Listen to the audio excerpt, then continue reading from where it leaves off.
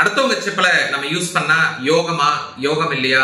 சரி, எது போன்ற செருப்பு நம்ம பயன்படுத்தலாம் அப்படிங்கிறது ஒரு கருத்து. சரி, புது செருப்பு வாங்கிடுறோம், பழச நம்ம என்ன பண்ணலாம்? ஒருமுறை சந்தியுங்கள் கைராசியான உங்கள் India's number 1 genius engineer AS Mahasri Rajan அவர்களை. வெற்றி உங்கள் கையில். நமஸ்காரம் நமஸ்காரம் மவ சிவ அசியசி அசியசி மவ சிவ. நீங்க எது மாதிரி செப்பல் யூஸ் பண்ணிட்டு இருக்கீங்க? அடுத்தவங்க செப்பலை நம்ம யூஸ் பண்ணா யோகமா யோகம் இல்லையா அப்படிங்கறத பத்தி இன்னைக்கு பேச போறோம். நம்ம வீட்டில் இருக்கவங்க செப்பலா இருந்தாலும் கூட நம்ம கிரவுண்ட் ஃப்ளோர்ல இருந்து ஃபர்ஸ்ட் ஃப்ளோர் போறது, ஃபர்ஸ்ட் ஃப்ளோர் வந்து லிஃப்ட் ரூம் போறது, இல்ல துணியை காய வைக்க போகும்போது என்னன்னா திடீர்னு அம்மா செருப்பு போடுவோம், இல்ல அக்கா செருப்பு போடுவோம், இல்ல அண்ணன் செருப்பு போட்டு போடுவோம். இது பண்றது நல்லதா கெட்டதா அப்படின்னா சில தவறுகள் இருக்கின்றது. அதை நம்ம விவரமா பேசுவோம். நீங்க கமெண்ட் பாக்ஸ்ல நீங்க இந்த மாதிரி செப்பல் யூஸ் பண்ணி எனக்கு இந்த மாதிரி நெகட்டிவ் நடந்திருக்கா இல்லையா, இல்ல என்ன நடந்திருக்கு, இல்ல நெகட்டிவே நடக்கலையா, என்ன இதுன்னு சொல்லி கண்டிப்பா கமெண்ட் பாக்ஸ்ல போடுங்க. எங்க சேனலை உங்களுக்கு விருப்பம் இருந்தா நீங்க சப்ஸ்கிரைப் பண்ணி வச்சுக்கோங்க. ரொம்ப ரொம்ப உங்களுக்கு நல்லதா முடியும். இயற்கையாகவே ஒருவர் பயன்படுத்திய செருப்பை அடுத்தவர் பயன்படுத்த கூடாது. காரணம் என்னவென்றால், ஒருவருடைய கிரகங்கள் கெட்டிருக்கக்கூடிய காலகட்டத்தில் அந்த கிரகங்களுடைய பலாபலன் முழுவதும் தலையிலிருந்து காலுக்கு தான் என்னன்னு கேட்டீங்கன்னா போய் நிற்கும். நல்லதா இருந்தாலும் காலில் தான் போய் நிற்கும், கெட்டதா இருந்தாலும் காலில் தான் போய் நிற்கும். அப்போ எல்லா அந்த எனர்ஜி லெவலும் அந்த செருப்புல தான் போய் ஸ்டோர் ஆகி போய் நிற்கும். அப்போ அவங்க நல்லதுன்னு நினைச்சு நல்லவங்களா இருந்தா அது நல்லா நடக்கும், கெட்டதா இருந்தா இம்மிடியட்டா நடக்கும். நல்லவங்க பயன்படுத்தும் செருப்பை நாம போட்டுட்டு போகும்போது நல்லது லேட்டா நடக்கும். ஆனா கெட்டவங்க பயன்படுத்திய செருப்பை நாம பயன்படுத்தும் பொழுது அந்த கெட்டது மட்டும் அதிவிரைவில் இம்மிடியேட் அதே செகண்டே நம்ம காமிக்கும். அதனால முடிஞ்ச வரைக்கும் அடுத்தவர் செருப்பை நாம் பயன்படுத்துவதை குறைத்துக் கொள்ளப்பட வேண்டும். திடீர்னு நீங்க போறீங்க, செருப்பு வந்து என்ன கேட்டா அறுந்து போயிருது, ஐயோ இந்தாங்க வெயில் அதிகமா இருக்கு, அத்தை இந்தாங்க அத்தை, மாமா இந்தாங்க மாமா அப்படின்னு சொல்லி நம்ம செருப்பை கொடுக்கும் பொழுது என்னன்னா வலினா நம்ம காசுலயே நாம சூனியம் வைத்தது போன்று. அது குறிப்பா கோவிலுக்கு போகும்போது கூட, கோவிலுக்கு போகும்போது மட்டும் என்னன்னு கேட்டா அடுத்தவங்க செருப்பை நம்ம தொடர்றது, காலில் தள்ளி விடுறது, அந்த வேலையே வரவே கூடாது. ஏதோ குச்சி இருந்தா குச்சியில தள்ளி விட்டுறணும். காலில் தள்ளும் பொழுதே என்னன்னு கேட்டா அந்த கர்மா ஒட்டும். அந்த மின்காந்த அலைகள் நம்ம உடம்பில் படும். ஒரு கரண்ட் வயர் கீழே அறந்து கிடக்குது அப்படின்னா நீங்க காலிலேயே போயிட்டு விதைப்பீங்க, கையில எடுத்து போடுவீங்க, ஒரு மரக்கட்டை வச்சு இல்ல ஒரு கிளவுஸ்ல தானே தள்ளி விடுவோம். அதுபோன்று இந்த செருப்பு விஷயம் என்பது ரொம்ப ரொம்ப முக்கியம். சரி, எது போன்ற செருப்பு நம்ம பயன்படுத்தலாம் அப்படிங்கிறது ஒரு கருத்து. நமக்கு மெயினா பூமியோட எர்த் கான்டாக்ட் அதிகமா வேணும். இந்த எர்த் கான்டாக்ட் இருக்கனால கோவில்களுக்கு செல்லும் பொழுது நாம வெறுங்காலில் நடந்து போறோம், எர்த்துக்கு பூமியோட கான்டாக்ட் கிடைக்குது, பவர் நம்ம உடம்புல ஜெனரேட் ஆகி மேல போய் உட்காந்துக்குது. இன்றைய காலகட்டத்தில் அதிகமாக நம்ம ரப்பர் செருப்பு தான் பயன்படுத்துறோம். இந்த ராகுவோட தோஷம் இருப்பவர்கள், கேதுவோட தோஷம் இருப்பவர்கள் ரப்பர் செருப்பு பயன்படுத்துவது ரொம்ப ரொம்ப சிறப்பானது. குறிப்பாக இந்த கொஞ்சம் குஷன் இருக்கிற மாதிரி செருப்பை பயன்படுத்துறது ரொம்ப ரொம்ப நல்லது. அதே ஏழரை சனி தாக்கம் உள்ளவர்கள், முடவர்கள், கண்டச்சனி, பாதச்சனி, அர்த்தாசன சனி, இதெல்லாம் இருப்பவர்கள், அல்லது 8ஆம் எண்ணில் பிறந்தவர்கள், அமாவாசையில் பிறந்தவர்கள், சனி ஓரையில் பிறந்தவர்கள், சுத்தமான வெயிட் கம்மியா இருக்கக்கூடிய தோளால் ஆன செருப்பை பயன்படுத்துவது இவங்களுக்கு ரொம்ப ரொம்ப நல்லது.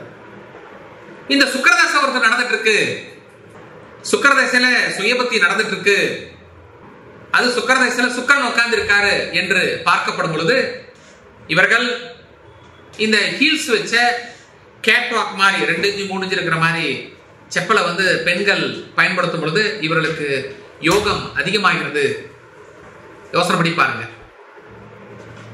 அப்ப நம்முடைய நேரங்காலத்திற்கு தகுந்தாற் போன்று நாம் அதை பயன்படுத்தப்பட்டால் எல்லாமே சுபமாக முடியும் அப்படிங்கிற ஒரு கருத்து இருக்கின்றது. அப்ப என்ன சார் செப்பலுக்கு இப்படியா? சரி, இது ஒரு பக்கம். மிக துல்லியமாக வாஸ்து முறைப்படி வீட்டு பிளான்கள் மற்றும் தொழிற்சாலை பிளான்கள் வரைந்து தரப்படும். Gold time numerology. நஷ்டத்தில் ஓடிக்கொண்டிருக்கும் சிறு தொழில் முதல் பெரிய தொழில் நடத்துபவர்களை லாபத்தில் உயர்த்த எங்களை அணுகவும், நன்மை உண்டு. Gold time numerology. நன்றாக படித்தும் வேலை கிடைக்கவில்லையா? அதற்கான ஜாதி கற்கள் பயன்படுத்தி வாழ்வில் உயரலாமே. Gold time numerology. சரி, புது செருப்பு வாங்கிடுறோம். பழச நம்ம என்ன பண்ணலாம்? நம்ம தூக்கி எறிஞ்சிடலாமா, அடுத்தவங்களுக்கு கொடுக்கலாமா அப்படின்னு சொல்லி பார்த்தால், உங்க கையால செருப்பு அடுத்தவங்களுக்கு கொடுக்கறது ஒத்து வராது. அதை டஸ்ட்பின்ல போட்டு எங்க குப்பையில தான் நம்ம போடணும். யோசனை பாருங்க. இல்ல எங்கேயாவது கழிவுகள் சேரக்கூடிய இடத்துல ஒரு கவர்ல போட்டு தூரமா தலையை சுத்தி தூக்கி போட்டுடணும். பரவாயில்ல, நல்லா தான் இருக்கேன், நீ 2 போட்டுக்கோ, நீ 2 மாட்டிக்கோ அப்படின்னு பண்றது தவறான காரியம். அப்போ என்ன சார், செப்பல்ல இவ்வளோ வேலை இருக்கா? சரி, அதெல்லாம் இருக்கட்டும் சார், நாங்கள் செப்பலை வந்து 2 முறை கழுவி விடுறோம்.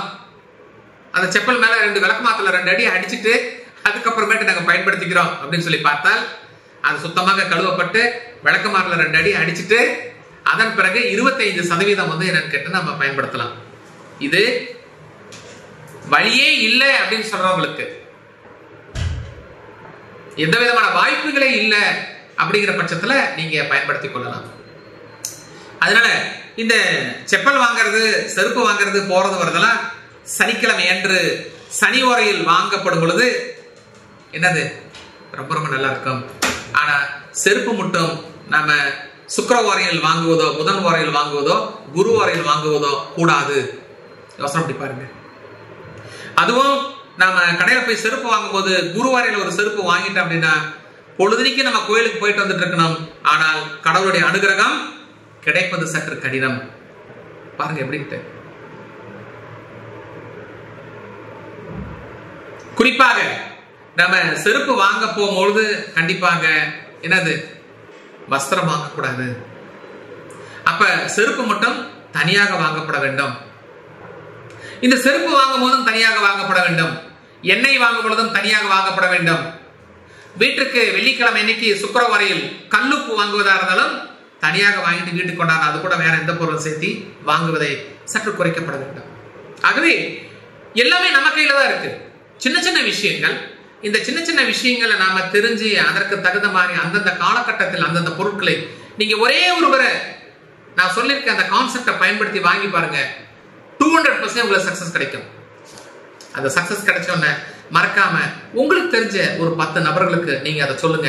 இந்த டைம்ல இது வாங்கின இந்த மாதிரி இருக்கு, நீ ட்ரை பண்ணி பாருன்னு சொல்லி இது பண்ணுங்க. அந்த புண்ணியம் பாக்கியம் உங்களுக்கும் அது சேரும். நமக்கு தெரிந்த அறிவை 4 பேருக்கு சொல்லும் பொழுது அதுவே என்னன்னு கேட்டீங்கன்னா உங்களுக்கு பாவ நிவர்த்தி. அவங்களுக்கு போய் நீங்க 1/2 கிலோ உப்பு வாங்கி கொடுக்கறதோ, 1/2 கிலோ இது வாங்கி கொடுக்கறதோ தேவையில்லை. 2 அட்வைஸ் சொல்றதே என்னன்னு கேட்டா உங்களுக்கு சாலச் சிறந்தது. ஆகவே முடிந்தவரை பழைய செருப்பை எவருக்கும் தானம் செய்ய வேண்டாம். அடுத்தவர் செருப்பை தயவு செய்து பயன்படுத்த வேண்டாம். வெறுங்காலில் நடந்தால் கூட பரவாயில்லை. அடுத்தவர் செருப்பை போட்டு நாம பயன்படுத்தும் பொழுது அவருடைய கர்மாவை நாம் விலைக்கு வாங்க வேண்டிய சூழ்நிலை உருவாகிறது. உங்க கமெண்ட் பாக்ஸ்ல அந்த மாதிரி நடந்து என்ன நடந்ததுங்கிறத போடுங்க. மீண்டும் அடுத்த எபிசோட சந்திக்கலாம். அன்புடன் டாக்டர் ஏஎஸ் மகாஸ்ராஜன், மாவ சிவன்.